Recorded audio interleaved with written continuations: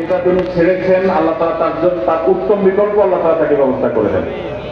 আর সেই সাথে এটা বলবো যে আপনি যখন হারাম উপার্জন করেছেন তখন আপনার ভিতরে চেতনা ছিল না, বোধ ছিল না, তখন আপনি সেই উপার্জন যেটা করেছেন সেই উপার্জিত টাকা যেগুলো ভোগ করে ফেলেছেন আপনার বোধ হওয়ার আগে, তওবার আগে, সেন্স তৈরি হওয়ার আগে, সেগুলো আল্লাহ তাআলা আপনাকে মাফ করবেন ইনশাআল্লাহ। কারণ আল্লাহ সুবহানাহু ওয়া তাআলা বলেছেন ফামান জাআহু মাউযিযাতুম মির রাব্বিহি ফান্তাহা ফালাহু মা সালাফ।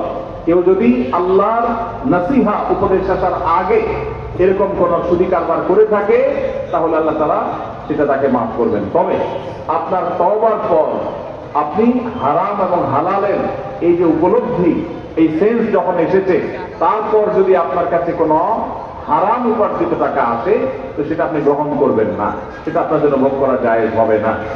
এখানে আপনি কোন টাকা এসেছে, কিভাবে এসেছে, কখন এসেছে, সেটা এই প্রশ্নের মধ্যে আমরা দুইটা পাঠ করে দিয়েছি। আগে ভোগ করে থাকলে সেটা জায়েজ, সেটা আল্লাহ তাআলা মাফ করবেন, জায়েজ বলতে মাফ করবেন ইনশাআল্লাহ, আশা করা যায় আপনার তওবার কারণে। আর পরে যদি এসে থাকে আগের হারাম টাকাই পরে আসে তওবার পরে, তাহলে এখন আর এটা গ্রহণ করবেন না, এটা আপনার জন্য জায়েজ হবে না। মৃত ব্যক্তির মুখ থেকে লালা নির্গত হয়, তা যদি কোনো জীবিত ব্যক্তির শরীর অথবা কাপড়ে লেগে যায় তাহলে তার হুকুম কি? মানুষের লালা যেহেতু নাপাক না, মৃত ব্যক্তির পরিষ্কার লালা, সেখানে কোনো নাপাক কিছু নেই, খারাপ কিছু নেই, জাস্ট লালা লেগেছে, এটা জীবিত ব্যক্তির পোশাকে কাপড়ে লাগলে নাপাক হবে না ইনশাআল্লাহ। এরপর প্রশ্ন হলো, মৃত ব্যক্তির গোসলের পর যদি নাপাকি বের হয় তাহলে মৃত ব্যক্তির শরীর নাপাক হবে কিনা? গোসলের সময় এই জন্য পেট চাপ দিয়ে, হালকা মৃদু চাপ দিয়ে কোন নাপাক যদি বের হওয়ার মতো থাকে সেটা বের হওয়ার ব্যবস্থা করে দিতে হয়। এরপরও যদি পরবর্তীতে বের হয়ে যায় তাহলে নতুন করে আর গোসল দিতে হবে না, তবে নাপাক সরিয়ে যথাসম্ভব পবিত্র পরিচ্ছন্ন করে তারপরে কাপড় দাফনের ব্যবস্থা করবে। এরপর প্রশ্ন হলো, বিবাহ তালাক হওয়ার পর সেই বউ নেওয়ার বিধান কি? তালাকের পর স্ত্রীকে যদি কেউ ফেরত নিতে চান তাহলে সেক্ষেত্রে তালাকটা যদি ফেরত নেয়ার মতো তালাক দেয় তাহলে ফেরত নেওয়া যাবে। আমি একটা কথা প্রায় বলি, বিবাহ বিচ্ছেদের পর, তালাকের পর 15 বছর 20 বছর পরেও যদি আবার স্বামী স্ত্রী একসাথে থাকতে চান, সুযোগ আছে যদি তালাক দেওয়ার সময় সেভাবে তালাক দেন। আমাদের দেশে সাধারণত তালাক দেওয়ার ক্ষেত্রে আমরা 1 তালাক 2 তালাক না, পারলে শত শত হাজার হাজার তালাক দেই। স্ত্রীকে একা না পারলে স্ত্রী 14 গোষ্ঠী সহ তালাক দেয়, আছে না নাই? এগুলা বিভ্রান্তি। যারা বিবাহ করেছেন তাদেরকে বলছি, আর যারা বিবাহ করবেন তাদেরকেও বলছি, খবরদার, দাম্পত্য জীবনে স্বামী স্ত্রীর মধ্যে যত বোঝাপড়ার গরমিল হোক, যত গন্ডগোল ফাসাদ হোক, কখনো রাগ উঠলো আর তালাক ঝেড়ে দিলেন, এই কাজটা কখনো করবেন না। আমি আমার এক উস্তাদ খুলনা আল্লুমের, ওনার কথা প্রায় বিভিন্ন জায়গায় বলি, হুজুরের কাছে তালাকের মাসআলা নিতে আসলে মাসআলার উত্তর দেওয়ার আগে ওনার গদির নিচে যে ব্যাট থাকতো ওই ব্যাট দিয়ে আগে এক দফা পিটাই নিতেন। সে কোনো অফিসার, সে কোনো ব্যবসা প্রতিষ্ঠানের মালিক এসব দেখা দেখি নেই। তালাকের মাসআলা কোনো পুরুষ লোক জানতে আসছে, এই মাসআলার উত্তর দেওয়ার আগে উনি ব্যাটটা বের করে শরীরে যত জোর আছে জোর দিয়ে 4-5টা বাড়ি আগে মারতেন, এরপরে ব্যবসা রাইখা বলতেন এবার বলো মাসালা কি।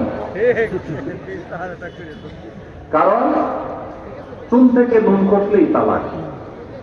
তালাক কি মায়ের হাতের মোয়া? মনে চাইলে তালাক দিয়ে দিলেন। একটা সম্পর্ক থাকা না থাকার ব্যাপার। এখানে পুরুষরা যেরকম হচ্ছে, অনেক মেয়েরাও আছে, কিছু হলেই বাবার বাড়ি দৌড় দিল, হইতে না হইতে বলে না তোমার সংসার করবো না, আবার বেহায়ের মতো সে সংসার ঠিকই করে। আরে ঠিক ঠিক বলা বন্ধুদের মধ্যে বহু পুরুষ আছে, স্কুল থেকে নুন খসলেই বলে না তোর সাথে সংসার করবো। এই ছোটগুলো কি সবাই করবেন?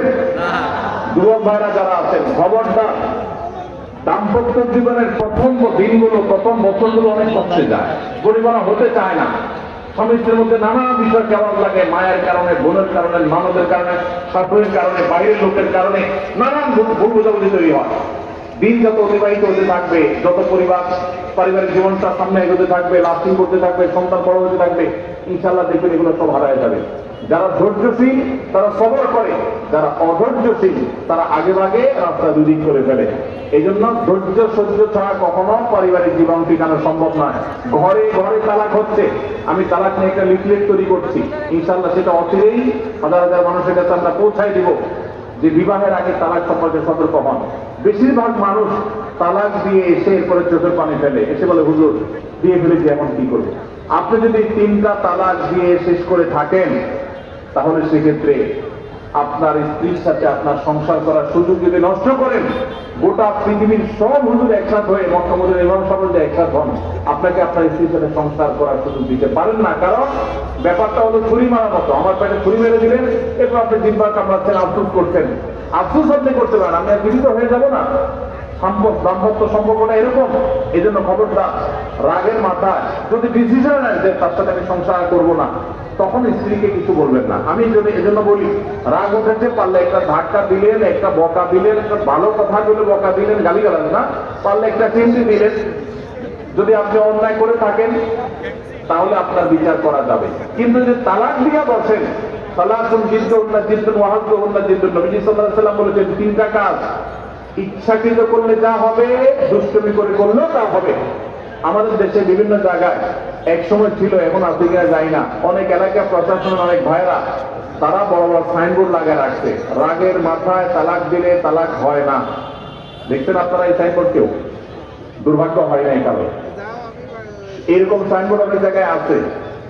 আমাদের দুর্ভাগ্য যে আমাদের ফটো অনেক সময় আমাদের প্রশাসন অনেক বাইরে দিয়ে দেয়, রাগের মাথায় তালাক দিলে নাকি তালাক হয় না। তালাক কি মানুষ মহব্বত করতে করতে দেয়?